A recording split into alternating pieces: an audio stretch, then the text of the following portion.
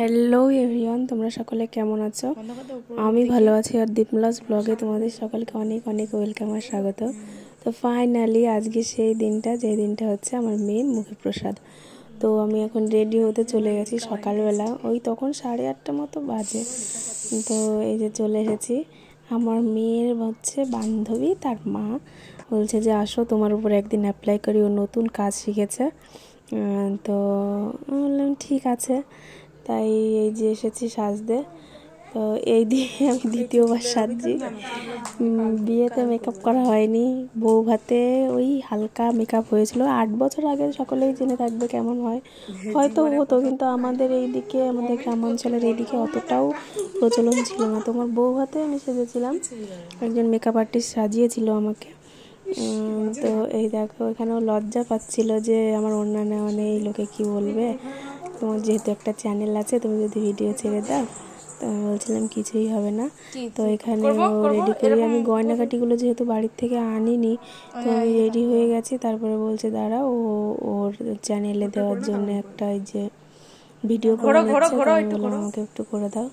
তো এই যে কেমন লাগছে তোমরা জানাবে অবশ্যই। তো এই যে বাড়িতে চলে এসেছি, দিয়ে হালকা মালা টালা পরে নিয়েছি। আর এখানে দেখো ঠাম্মির কোলে উঠেছে, সেজে গুজে পাকা বুড়ি, পুরো রেডি হয়ে আছে, একদম চুপচাপ, সবাইকে দেখতে কি দিয়ে কী করবে। আর এইখানে মা হচ্ছে সমস্ত কিছু গুছিয়ে নিয়েছে, যে যে জিনিসগুলো নিয়ে যাওয়া হবে। আমাদের এখানে অ্যাকচুয়ালি আমরা চণ্ডীতলা থেকে মুখে প্রসাদটা দিই, ওখানে পুজো দিয়ে তারপরে ওখান থেকে মুখে প্রসাদ দেওয়া হয়। আমাদের এখানে সবাই এরকম করে।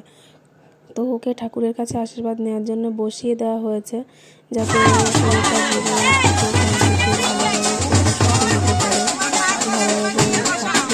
সমস্ত কিছু যেন ওর ভালোভাবে হয়। তো তারপরে আমরা দেখো বেরিয়ে পড়েছি। তো করা হয়েছিল হচ্ছে ঘোড়ার গাড়িতে করে আমরা ওই চণ্ডী মায়ের ওখানে গিয়ে পুজো দেব।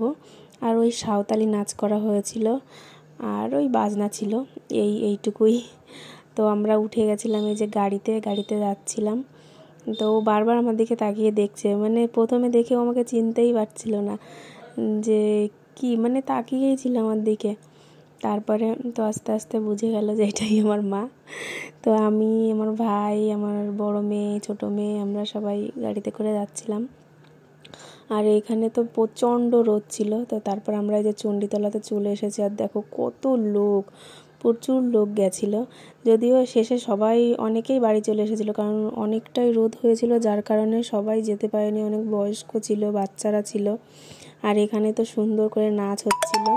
মেয়েগুলো সত্যিই খুব সুন্দর নাচ করে, আর আমাদের সঙ্গে অনেকটাই সহযোগিতা করেছে, কারণ আমরা প্রায় 3 ঘন্টা ধরে ঘুরেছি। তো ততটাই ওরা এসেছে এই রোদ্দুরের ভিতরে। আর এখানে ওকে কোলে নেওয়ার জন্য অনেকক্ষণ ধরে ওরা চেষ্টা করছিল, কিন্তু আমরা ওই পুজো দিচ্ছিলাম, ফটোশ্যুট চলছিল, ওই কারণে ওরা নিতে একটু লেট হয়ে গেল। আর এখানে আমার কাকি শাশুড়ি যা সবাই মিলে নাচানাচি করছে, মানে খুবই আনন্দ করেছে সবাই, আর সবাই খুব ভালো বলছিল।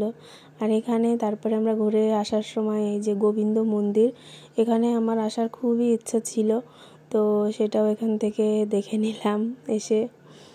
তো তারপরে আমরা বাড়ি পৌঁছে যাব। যদিও আমি বেশি ভিডিও করতে পারিনি, কারণ হচ্ছে সব বারবার ক্যামেরাম্যান বলছিল আমাদের দিকে তাকাও। আর এখানে আমার মেয়ে ঘুমিয়ে পড়েছে, কারণ তখন প্রায় 3টে বাজতে গেছে। তো অনেকটাই টাইম ধরে জেগেছিল, তারপরে ঘুমিয়ে পড়েছিল। আর এখানে আমরা বাড়ি চলে এসেছি। তো ওখানে আমাদের বাড়ির সামনে নাচানাচি হচ্ছিল, ওই সব গোল করে সুন্দর করে নাচানাচি করছিল কাকি।